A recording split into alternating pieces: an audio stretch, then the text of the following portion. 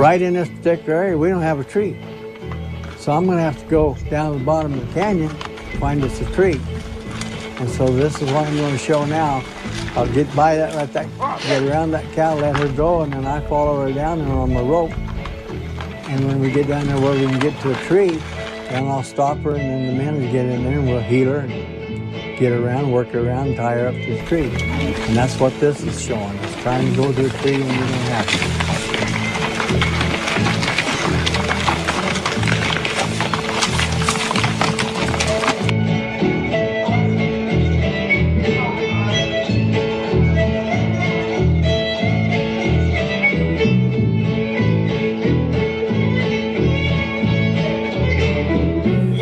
This is the 2023 version of the Ranch History Session for the Arizona Cowboy Post Gallery.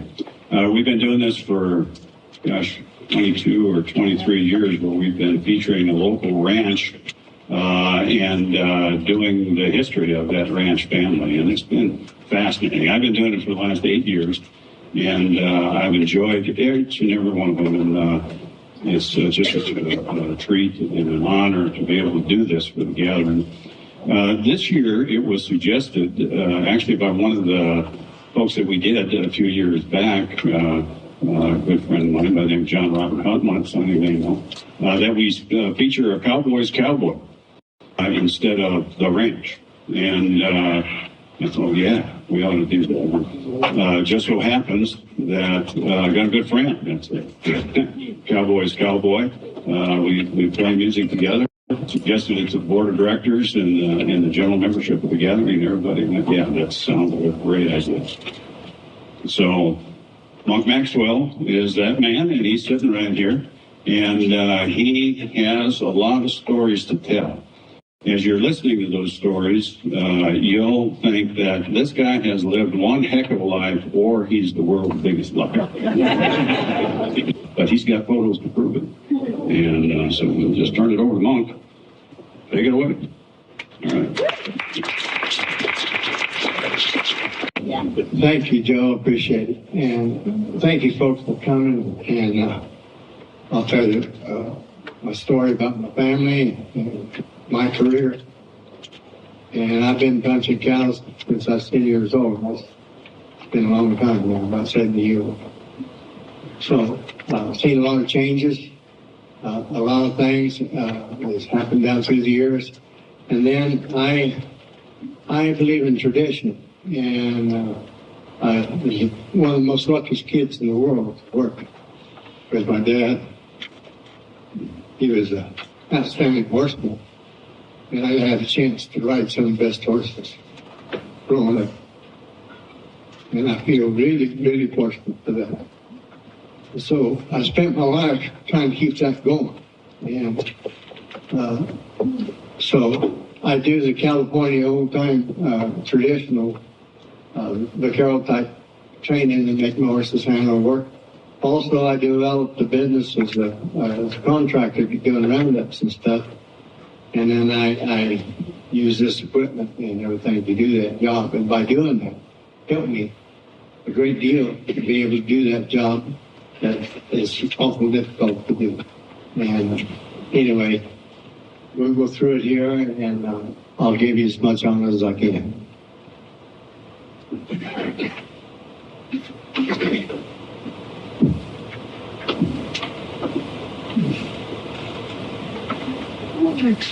Okay. All right. My granddad, Maxwell, my dad's dad, he used to go to cattle drives back in late 1890s and early 19th century. And he went to those cattle drives, and I don't know if you've done much research on that, but that was a real hard life and a hard time.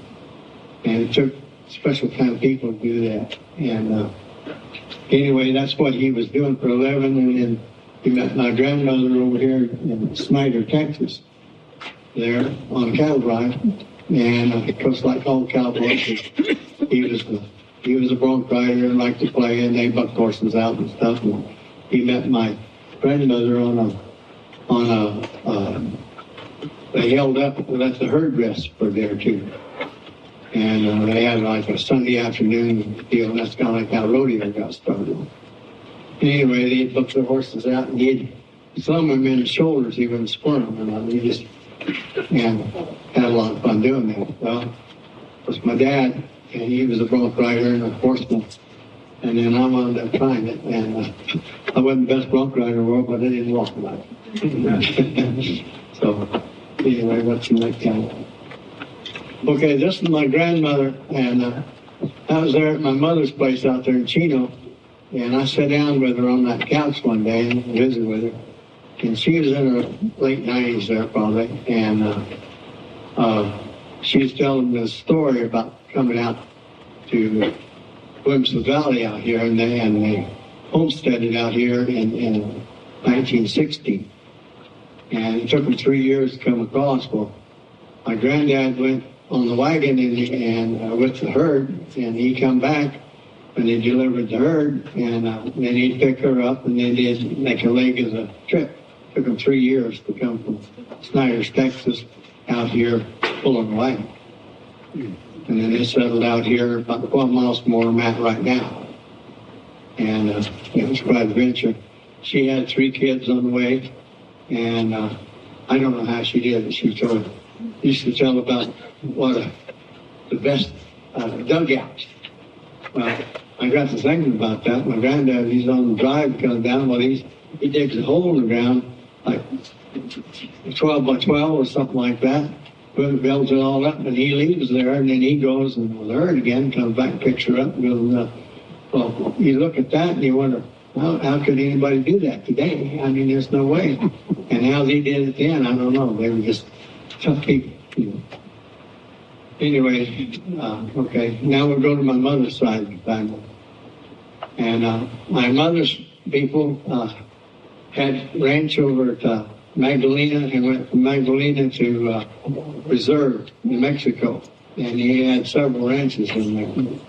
And then I was interested in the wagon and stuff, and I tried to find out about his wagon and all that stuff, and those drives and stuff where they had to ship out of Magdalena. Magdalena was the shipping company back in those days.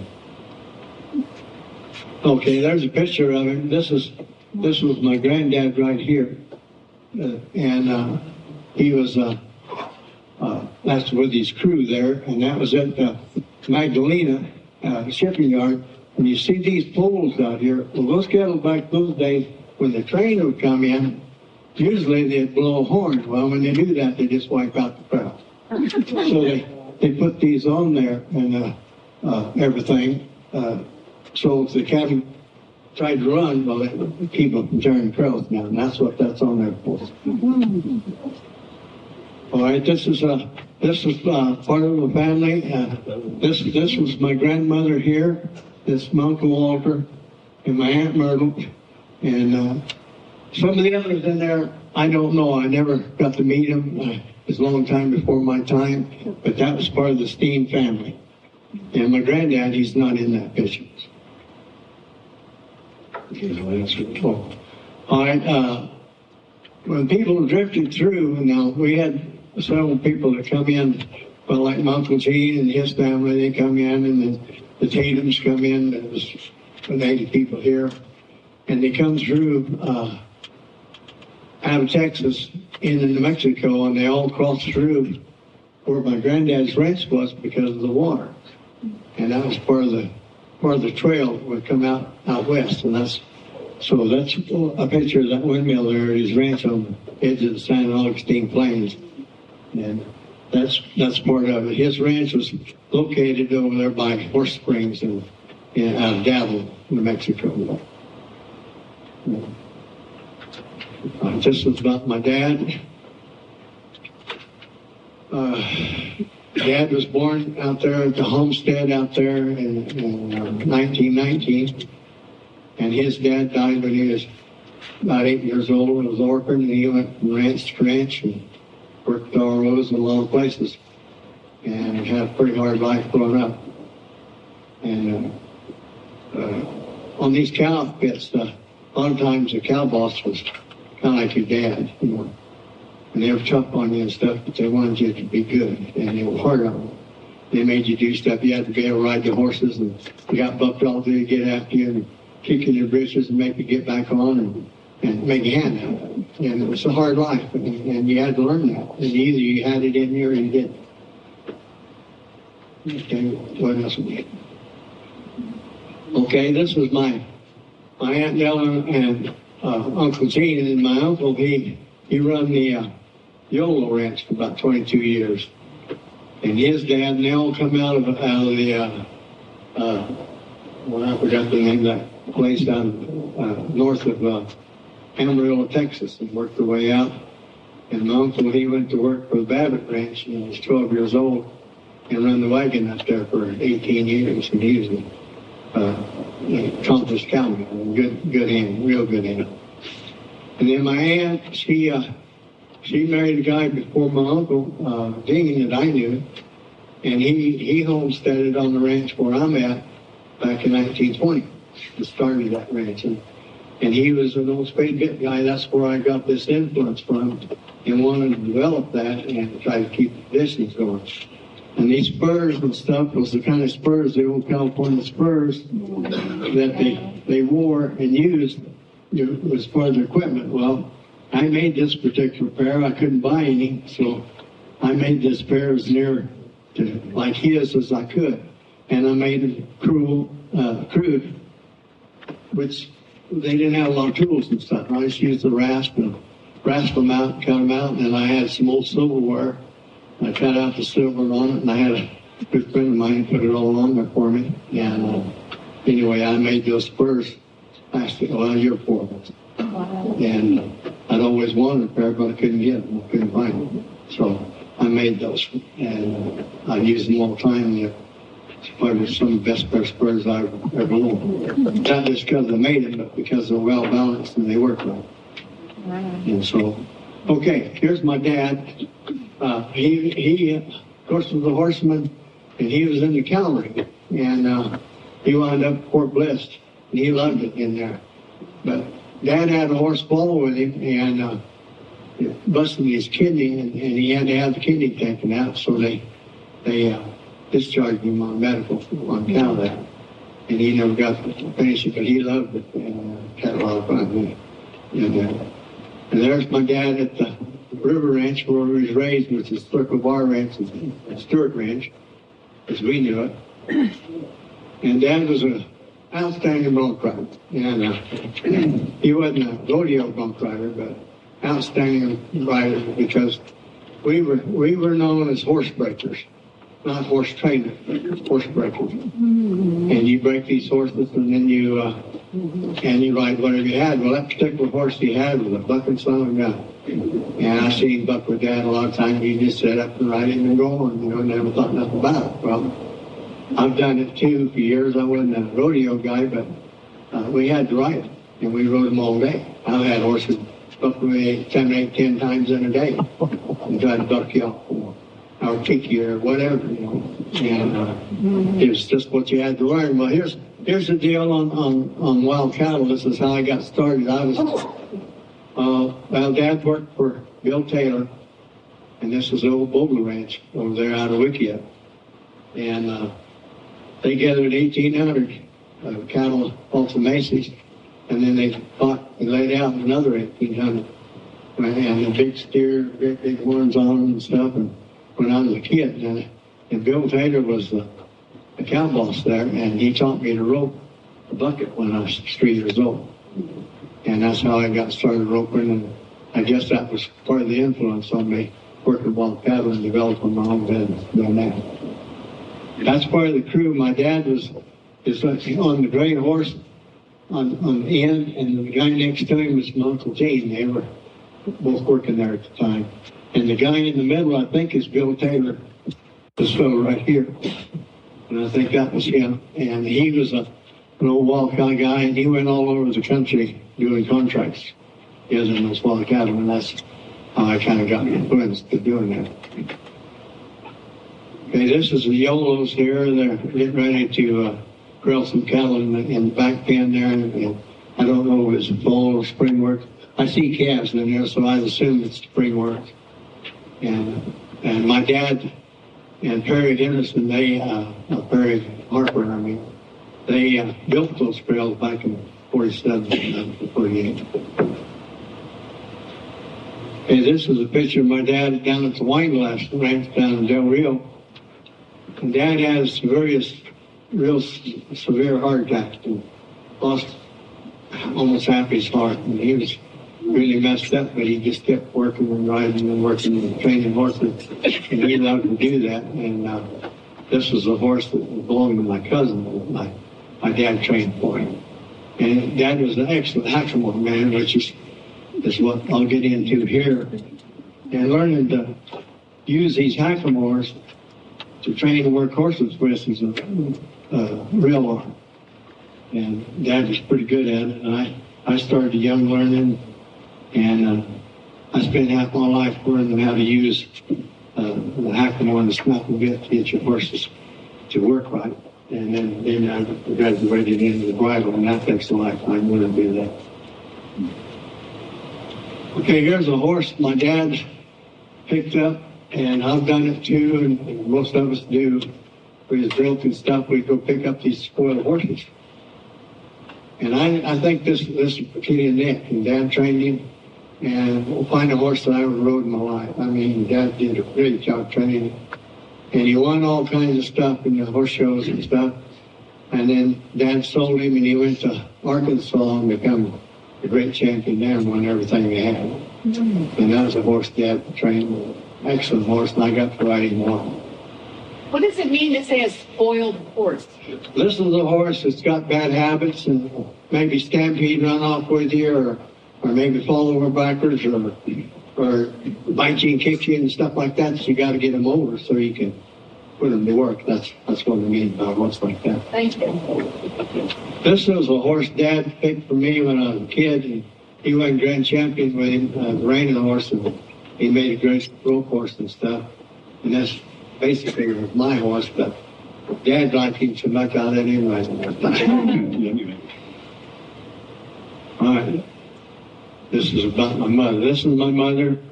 Her dad is a little short Irish guy, and they come from San Antonio, Texas.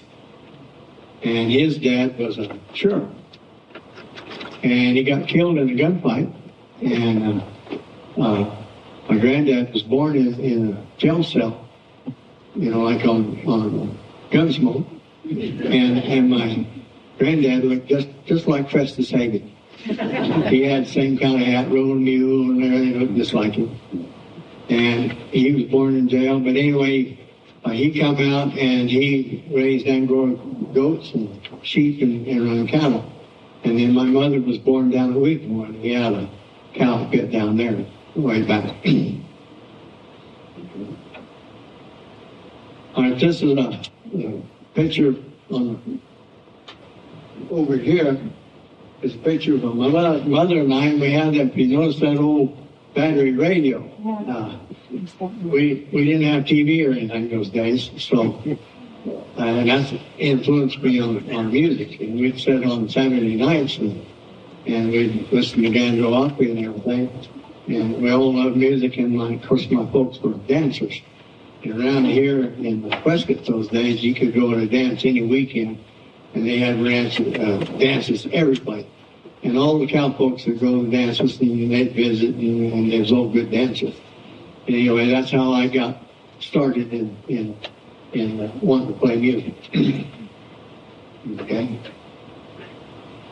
Okay, there's speaking of playing music, I was down in Patagonia, and I was in a little band called the String Benders down there. And every year, I cooked with Dutch ovens and stuff. And I had that old camp out there, so I'd invite everybody out in the spring, and I'd cook a big dinner for them, and then we'd have a music deal. And we'd eat and everything, and we'd play music all afternoon, and eat supper, and play a little more music, and then the folks all go home. I used to put it on for them every year in camp, and it was real fun to be in. Yeah, there's Mom, she's watching. It was pretty hot out there that day, and I ordered her my hat for shade. Yeah, there she is. She's a hard-working woman and honest and good as they come.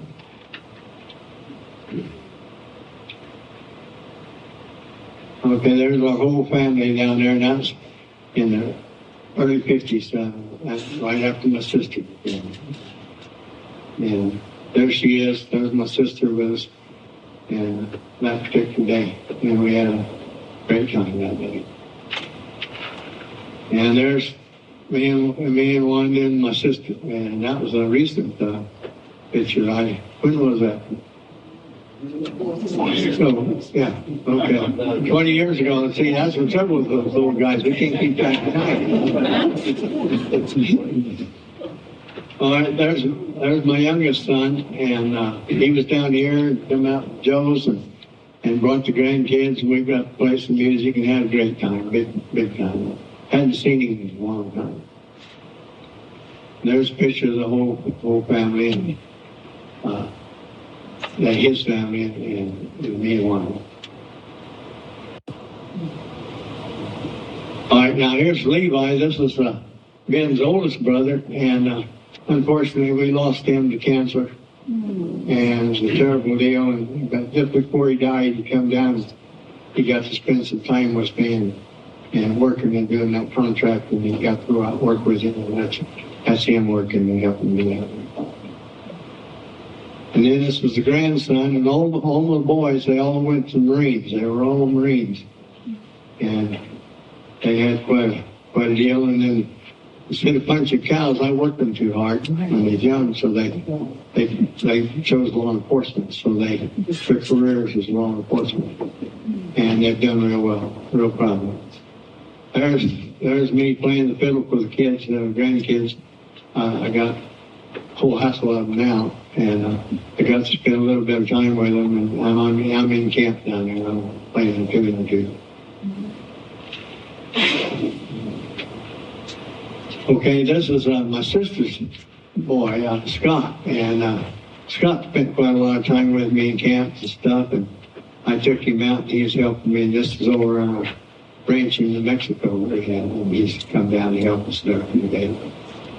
In the upper picture there, he was just a little kid there, and so I started him packing, teaching him how to pack salt.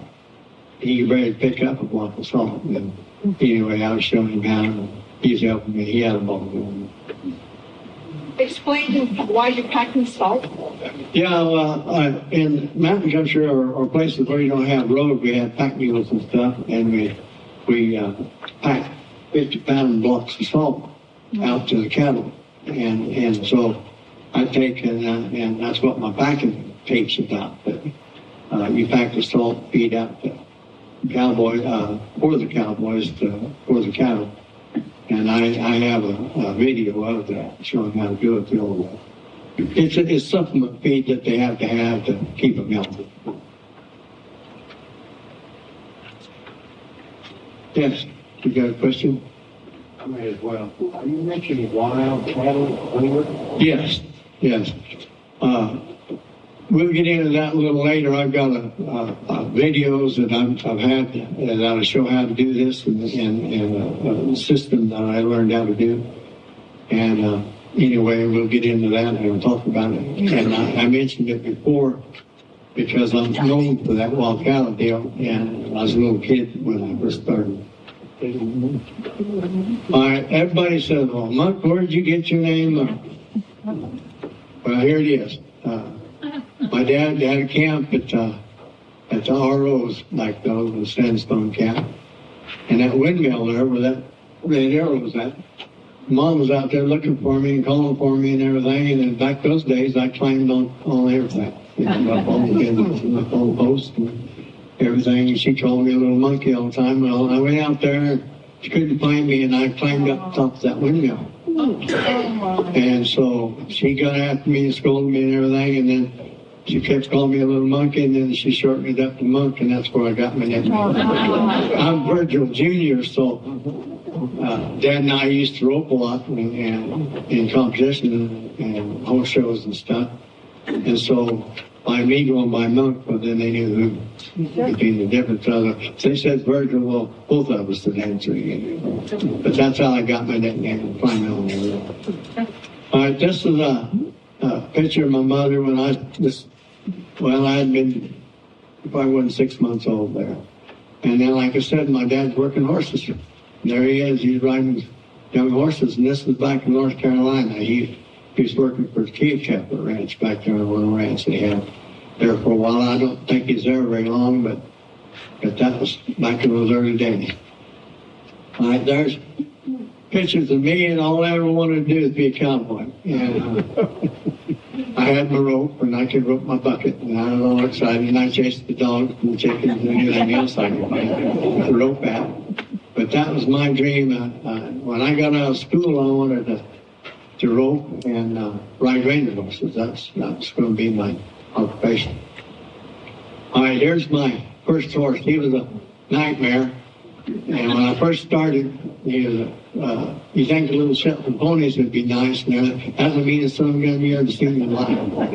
And I rode him for about 3 years. He liked to kill me, I don't know how many times. And one time he jerked me down and drug me about 50 yards, stepped in my face and broke my nose, and peeled me all up, and then he fell with me a bunch of times, and then he booked me off. But that's what got me started in working horses. And I was so damn glad when I got too good to ride him. And this was my first real cow pony, and used to, we'd come in Prescott here in the rodeo, and we'd come, Dad get to see all his friends from the ranch.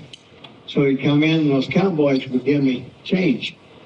And we'd meet, we'd go down to the barber shop and everything, and they'd all be down there, and they'd be teasing me and playing, and they'd always give me 50 cents or $1 or something.